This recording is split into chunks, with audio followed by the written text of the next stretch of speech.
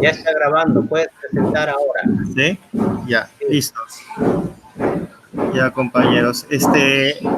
Bueno, primero agradecer a cada uno de ustedes por estar aquí conmigo, ¿no? Y bueno, quiero confirmar, ¿todos están viendo bien la presentación?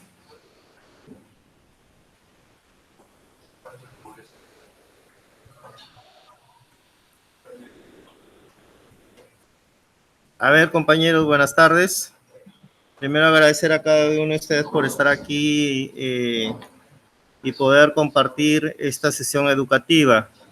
Quisiera confirmar si es que ven la presentación, ¿está bien a ese tamaño? ¿Hola? Sí. Bien. Bueno, hoy día quiero socializar y más que todo poder compartir con ustedes esta capacitación para ver cómo está la situación, un poco mirando la situación de la tuberculosis y lepra aquí en nuestra provincia, Alto Amazonas. Bueno, en relación a lo que es tuberculosis, vamos a ver en una forma muy resumida cómo estamos y vamos a tener en cuenta como datos el año 2019, ya que el año 2020 hemos tenido el tema de la pandemia y eso nos, de alguna manera, no tenemos todavía una información concreta de cuánto ha afectado en este año y hacer un estudio para ver la situación de tuberculosis. Con respecto a lepra, bueno, es una enfermedad que también es prevalente aquí en la zona, en toda la región y en toda la Amazonía, y un poco vamos a compartir esta información. Bueno, aquí en este primer cuadro lo que tenemos es un poco evidenciar cómo está la incidencia o la tasa de incidencia de tuberculosis acá en la provincia. La tasa de incidencia de alguna manera la vamos a distribuir en riesgo, ¿no? En riesgo de alto riesgo, ¿no? De muy alto riesgo, de alto riesgo, mediano riesgo y bajo riesgo. Lo que es muy alto riesgo está coloreado con rojo, y lo que es alto riesgo de naranja, mediano riesgo de amarillo y muy bajo riesgo de color verde. Entonces, como pueden apreciar ustedes, compañeros, acá tenemos que la microrred Lagunas y la microrred Yurimaguas, que son los dos distritos que tienen la incidencia de mayor riesgo, ¿no? Mejor dicho, está en alto y muy alto riesgo. Entonces, si ustedes se darán cuenta, cuando hablamos de incidencia, hablamos de casos nuevos de tuberculosis.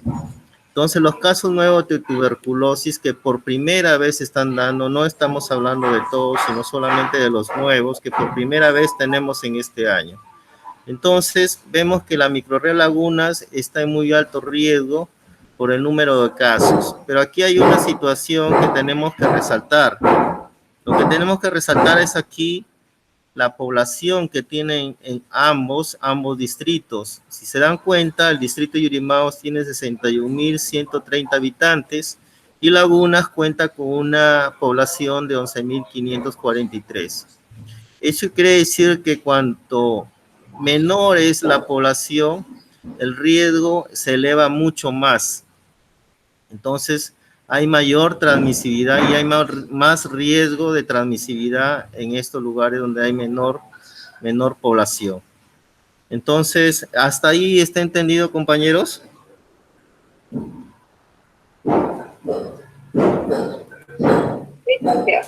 Entendido. Ya, muy bien. Entonces, aquí como vemos, Lagunas ocupa el porcentaje mayor, considerable, ¿no? O considerándolo como una de las provincias de muy alto riesgo. Quien le sigue es Yurimaguas y después Chucuyaco. Acá tenemos otra lámina donde es un poco nos ubica y nos da a entender en el tiempo la incidencia de casos, ¿no? La incidencia de casos de tuberculosis en Alto Amazonas desde el año 2011 hasta el año 2019 se mantiene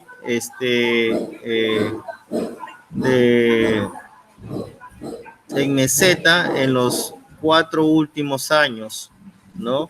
Entonces, un poco para interpretar esta lámina, nos quiere decir de que la tuberculosis en el tiempo, en estos últimos años, se mantiene. Y esto es un poco de repente por la búsqueda de sintomáticos respiratorios que de alguna manera no se está iniciando en una buena búsqueda, mejor dicho, ¿no? Si ustedes ven ahí, en el año 2011 tenemos 111 casos nuevos y desde ahí ha comenzado a bajar la curva o la tendencia de casos hasta el año 2015. Entonces hubo en el año 2016 un elevado número de casos porque durante esos años, ¿no? Entonces comenzamos con el presupuesto por resultado que nos mandaba el Ministerio de Salud y eso hizo de que un poco ayude a programar actividades de búsqueda de sintomáticos respiratorios y comiencen a hacerse actividades de control también. Entonces, compañeros, desde ese año hasta el año 2019 se mantiene en meseta, ¿no? Entonces, lo ideal es que esta curva baje, ¿no? Pero nos mantenemos en meseta. Le rogaría a ver quién tiene de repente el micrófono prendido para no tener interferencias, compañero. ¿Poder apagarlo?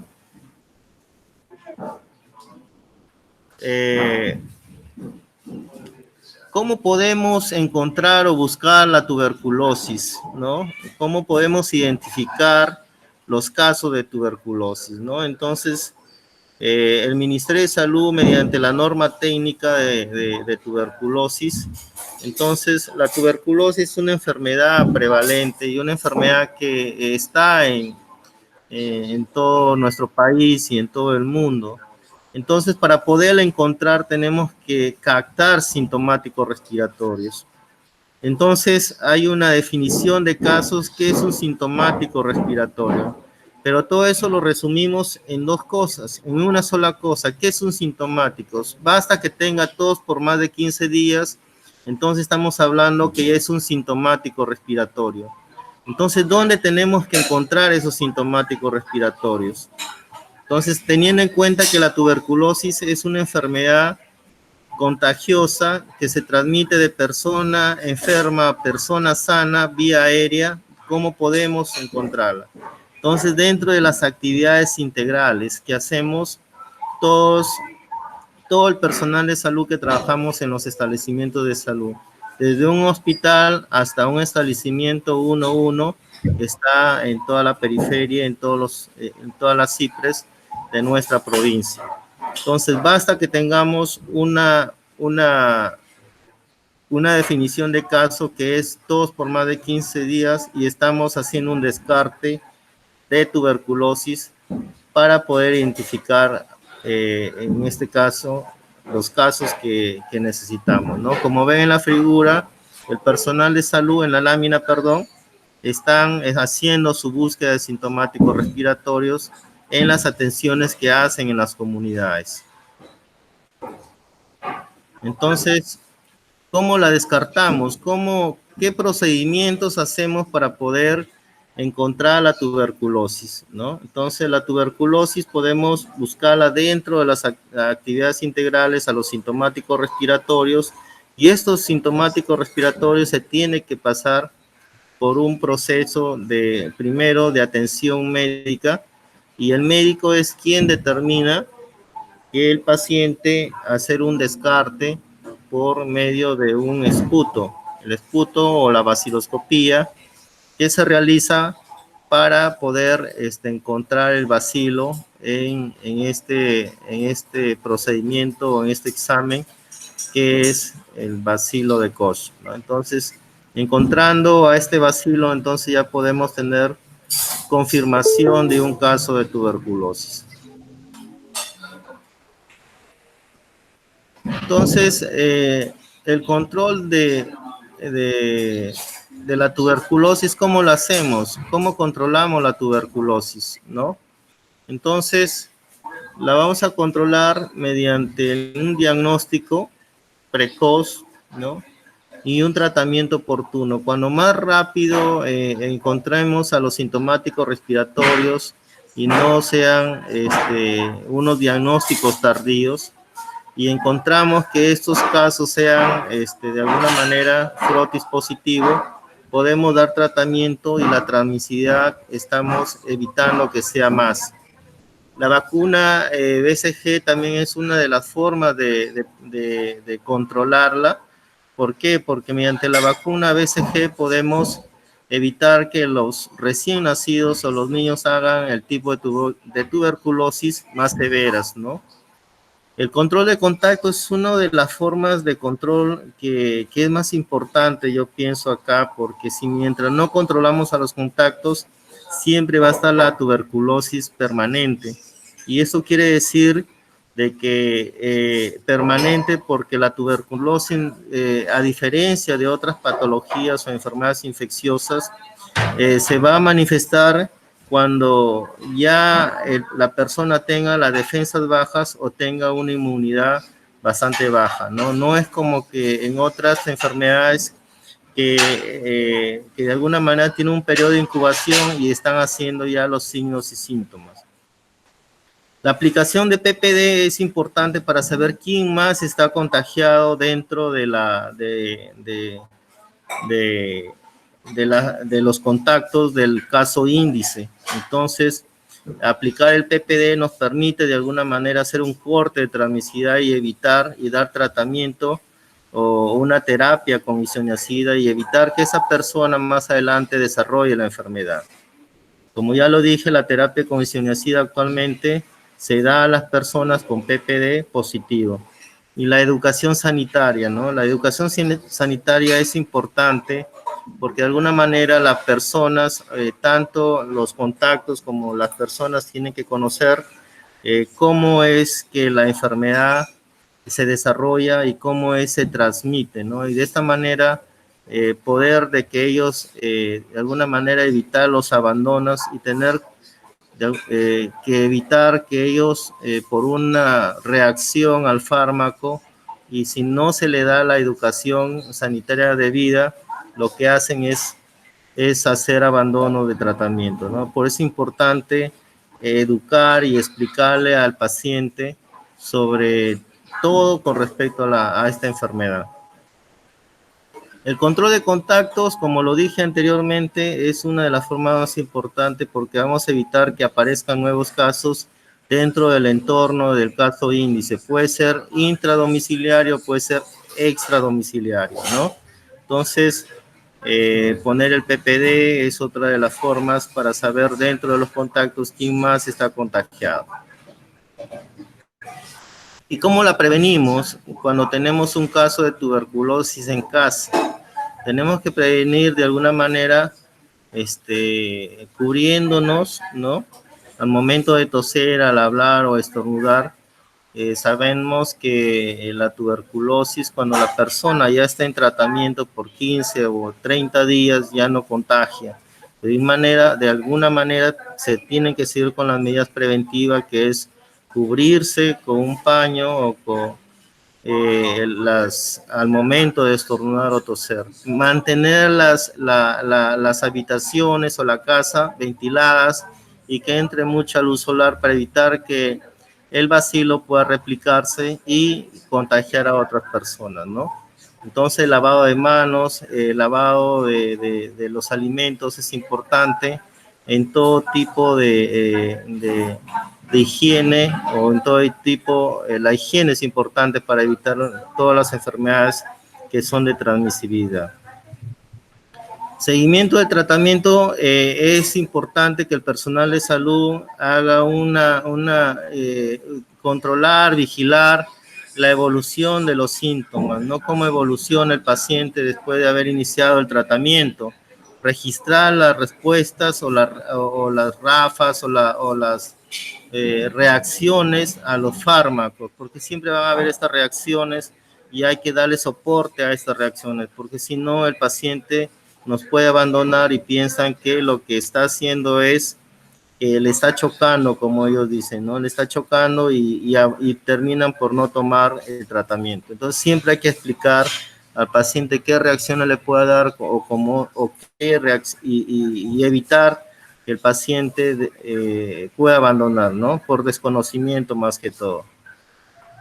Bueno, compañeros, con respecto a tuberculosis, hemos visto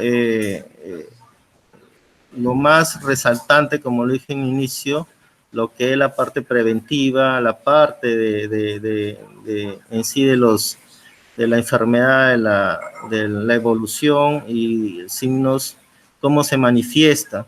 Y lo otro es la parte de cómo la persona se tiene que controlar o tanto al paciente como a los contactos, ¿no? Que es lo más importante para evitar que aparezcan nuevos casos. Pero otra de las enfermedades prevalentes que tenemos acá en la Amazonía y que en nuestra región y en nuestra provincia lamentablemente somos los que más casos tenemos de lepra o Hansen o hanseníasis o lepra, es que somos los que más aportamos en el país en casos, ¿no? Más que todo Alto Amazonas.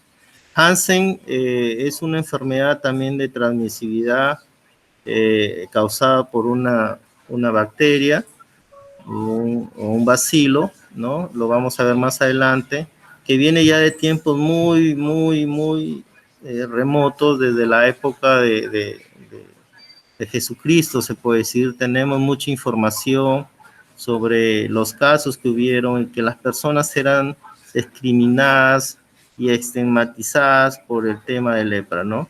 Ahora lo que tenemos que es un poco conocer más de esta enfermedad para evitar que estas personas sigan que no sean de alguna manera estigmatizadas o sean discriminadas, porque tenemos muchas historias acá en la zona, porque tenemos un leprosorio donde antes se mandaban a los leprosos y no eran pues eran pacientes que los mandaban allá sin retorno, ¿no? Entonces solamente por desconocimiento de la enfermedad. Entonces vamos a conocer un poco de lo que es lepra o Hansen.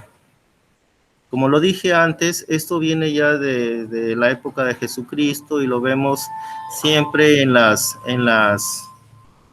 de repente en la época cuando es Semana Santa, ¿no? Y se ven en las películas como a los leprosos los tenían que mandar o desterrar a las cuevas, ¿no? Eran discriminados.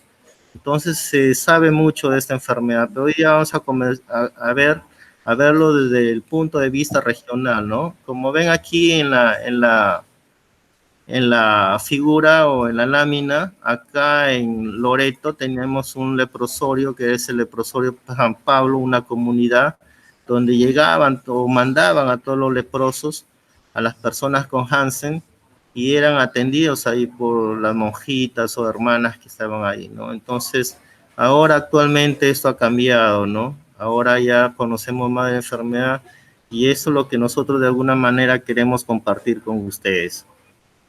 ¿Qué es lepra? ¿No? Lepra como ya lo dije antes, es una enfermedad infecciosa crónica que afecta la piel y los nervios periféricos.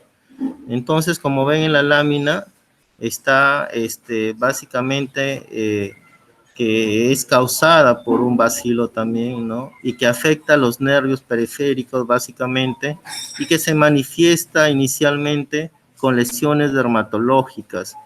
Y al final, cuando la persona no es tratada, lo único que ocasiona es discapacidad en la persona. Entonces, lepra, al igual que tuberculosis, es una enfermedad infecciosa que se puede controlar y que tiene tratamiento. ¿Quién ocasiona lepra? ¿Qué agente ocasiona lepra? ¿No?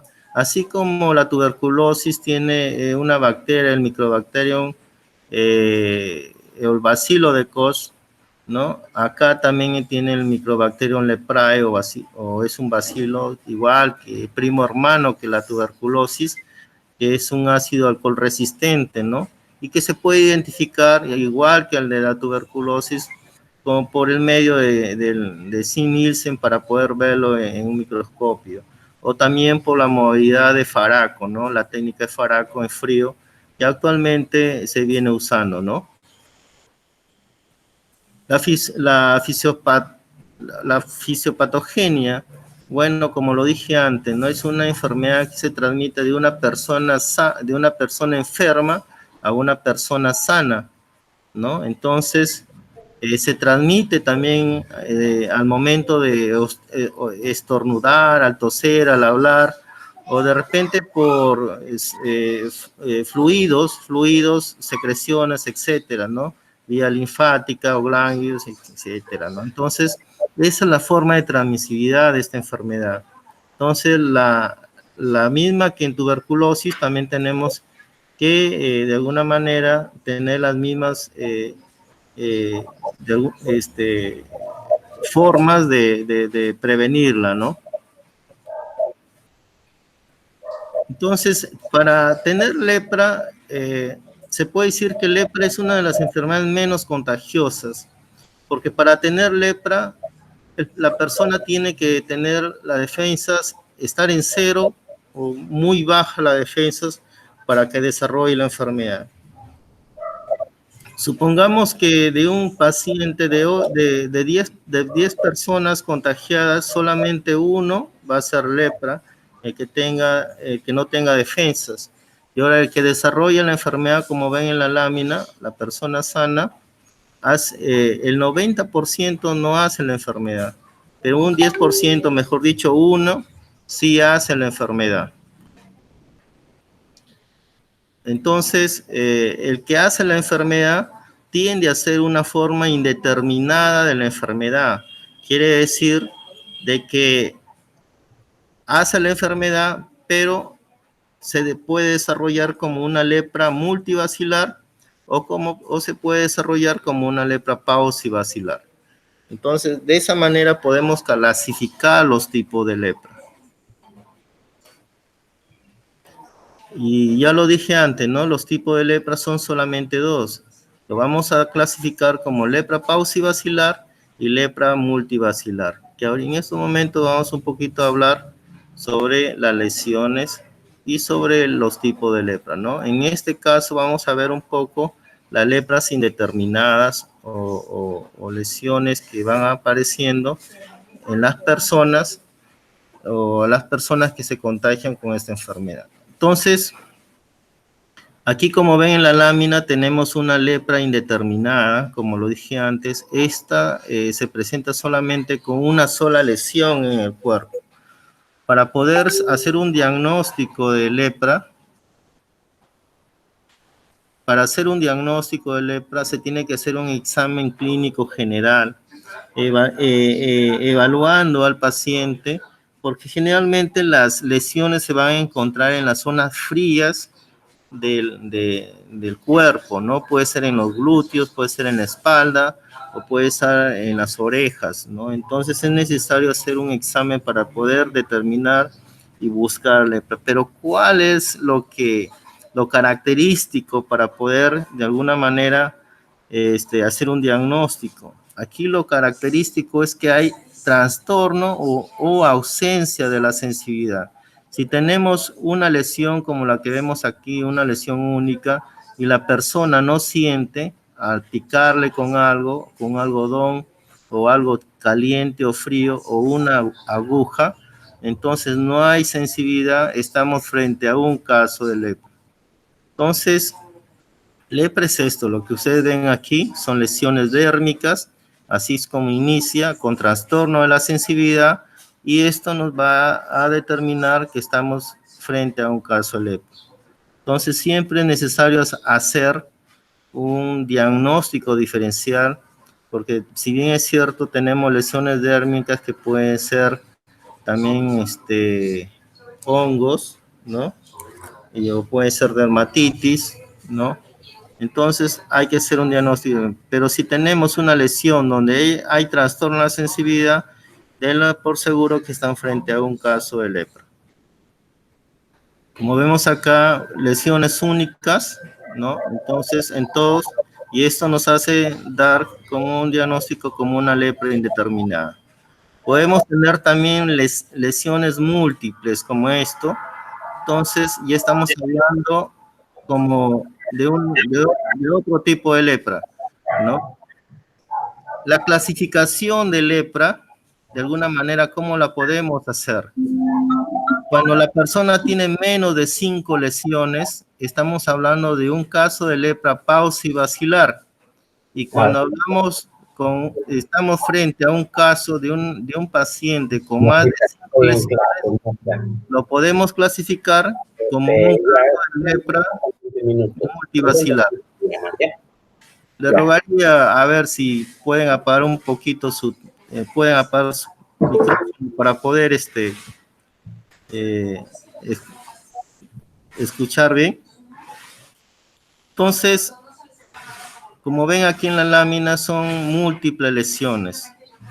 Estos son casos de lepra que hemos tenido acá en Yurimaguas, de alguna manera, y han sido tratados. Cuando encontramos y clasificamos el tipo de lepra y se da un tratamiento oportuno, después del tratamiento la persona no tiene discapacidad y puede curarse de alguna manera porque le estamos tratando en la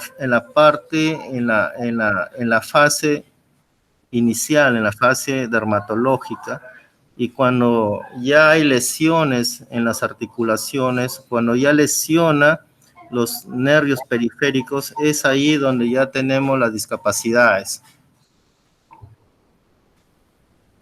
Como ven acá, es un paciente de tipo de lepra multivacilar. Entonces, es un paciente de tipo de lepra multivacilar, pero hay una característica acá de ese paciente. La característica que es que acá están las lesiones eritematosas más rojas y acá las lesiones están todavía algo pálidas, ¿no? Entonces, la diferencia que en la primera lámina el paciente ya ha iniciado tratamiento y acá todavía no inicia tratamiento.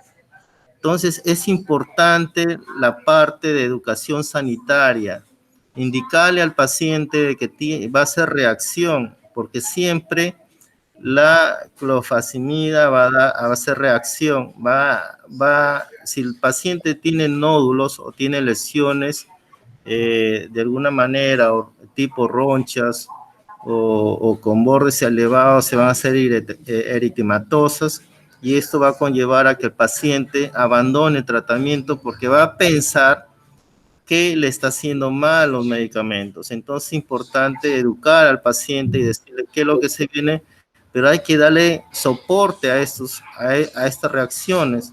Entonces el personal médico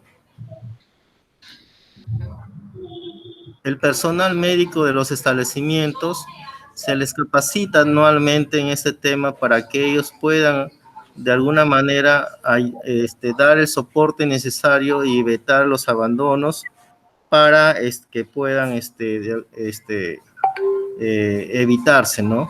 Y evitar las discapacidades en las personas, ¿no? Acá tenemos en esta lámina otro paciente, ¿no? Otro paciente con tratamiento. está haciendo una reacción, pero es propia del tratamiento, como también puede ser propia de la misma enfermedad, hacer las lesiones lepróticas, ¿no? Entonces, esto es lo que se hace.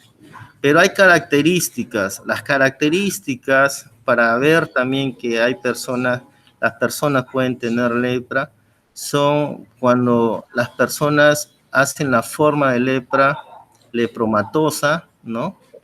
Que se presentan en forma de nódulos, tipo angochupos, como le llamamos nosotros, ¿no? Hay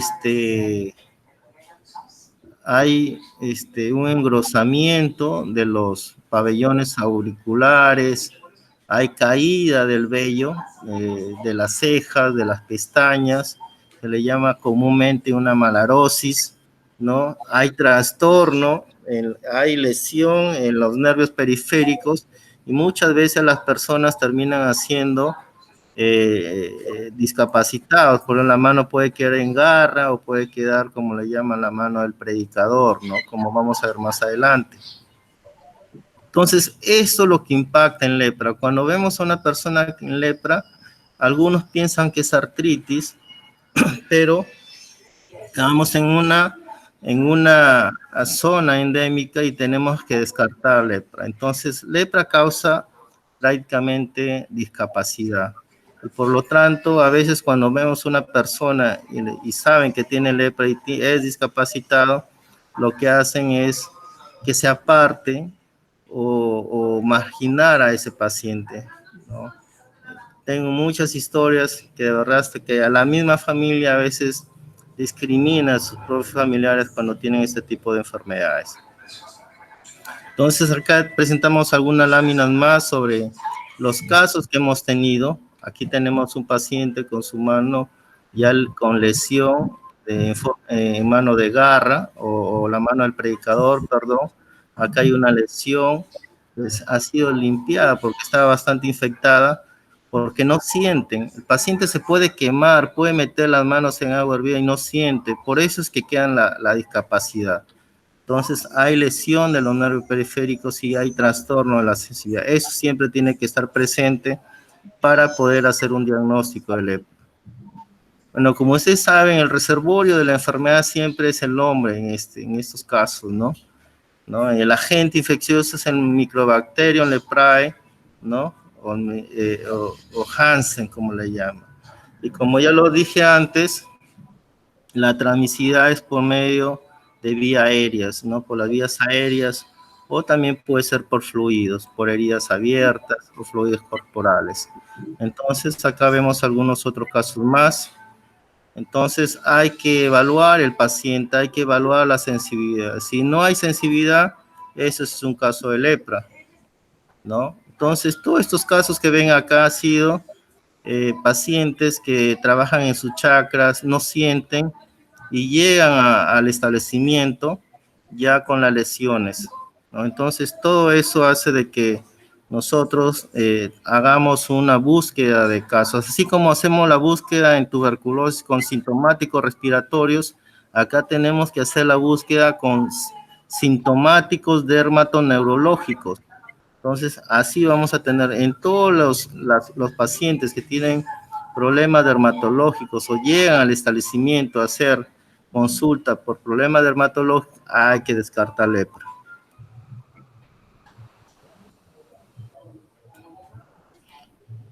¿no? Estos son pacientes que de alguna manera han tenido ya lesiones muy graves ya del nervio, ¿no? Entonces, hace que queden de alguna manera ya con discapacidad. Comienzan con las lesiones y terminan lesionando los nervios. Lo característico de lepra, como vemos en esta lámina, lo característico de lepra es que hay una, una infiltración de los pómulos y de los pabellones auriculares. Como ven aquí, los pabellones están hinchados, los pómulos, y hay una piel brillante. Eso es característico de las personas con lepra. En los pómulos, en las mejillas, incluso en algunos pacientes se les llama las facciones leoninas porque hay mucha infiltración en la parte superior de la frente, ¿no? Entonces, eso hace de que nosotros también por ahí hagamos un descarte y un diagnóstico de lepra, no solamente a veces por las lesiones, sino por las características que tienen también en la piel de estos pacientes. Como ven aquí, ¿no? Hay infiltración tanto en las fosas nasales como en los pabellones auriculares, y eso nos hace diagnosticar. La lepra multivacilar se tiene que hacer siempre un diagnóstico diferencial en todo tipo, con otras patologías, puede ser artritis, puede ser un problema dermatológico, etcétera, puede ser leishmaniosis. Siempre se tiene que hacer el diagnóstico diferencial. El tratamiento de lepra es por los dos tipos de lepra, como les dije anteriormente, ¿no? Tratamiento para multivacilar, que es por 1 año, y el tratamiento pausivacilar, que es por 6 meses. El tratamiento multivacilar se da por 3 medicamentos: la rifampicina, la clofazimida y la daxona, ¿no? 3 medicamentos que se usan para poder, de alguna manera, curar y combatir la lepra multivacilar. La lepra basilar es con rifampicina y daxona. Entonces, son medicamentos que se usan para el tratamiento de la lepra. En el Perú, la región amazónica son donde se encuentra el mayor número de casos. Actualmente, en la zona de sierra, en Huancayo, Huánuco, por ahí ya se han reportado nuevos casos, en Piura también. Entonces, como saben, toda enfermedad de forma transmisible, siempre la podemos llevar a otros lugares o a otras regiones, ¿no? Entonces, la parte preventiva promocional o la parte preventiva de esta enfermedad es haciendo de alguna manera búsqueda de casos, evitando orientando y dando muchas sesiones educativas en todas las CIPRES, en todas las comunidades, para hacer un diagnóstico oportuno y evitar que las personas hagan la discapacidad. Entonces, yo de verdad les agradezco, les dejo con esta lámina que de alguna manera nos permite ser sensibles a las personas con Hansen o a las personas que tienen discapacidad por esta enfermedad.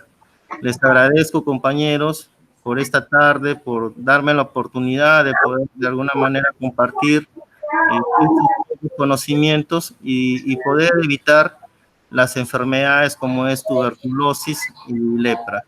Muchas gracias. Y si tuvieran alguna pregunta o alguna duda, les puedo estar aquí para poder despejar sus dudas, ¿no?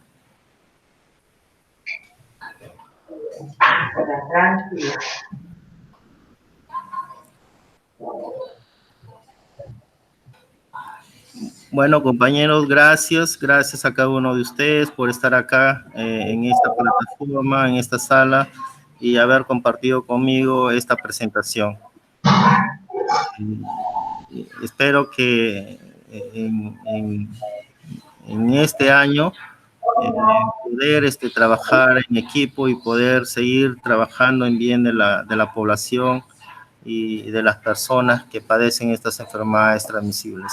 Gracias, María Celina, gracias, Yané, José, Cecilia, Gaby, Agdías, gracias a cada uno de ustedes por estar aquí conmigo. Gracias a ti por tu información y tu expresión de tus conocimientos, de veras, compañero. Es bueno siempre recordar y aprender lo nuevo que se puede formar cada vez para mejorar nuestra atención a la población. Ya. Gracias, Eli, gracias a cada uno de ustedes. Bueno, agradecerles y mañana poder estar de repente viendo la forma de poder también estar apoyándoles a ustedes con el trabajo de repente que se nos ha encomendado. Gracias, un abrazo y que pasen buenas tardes.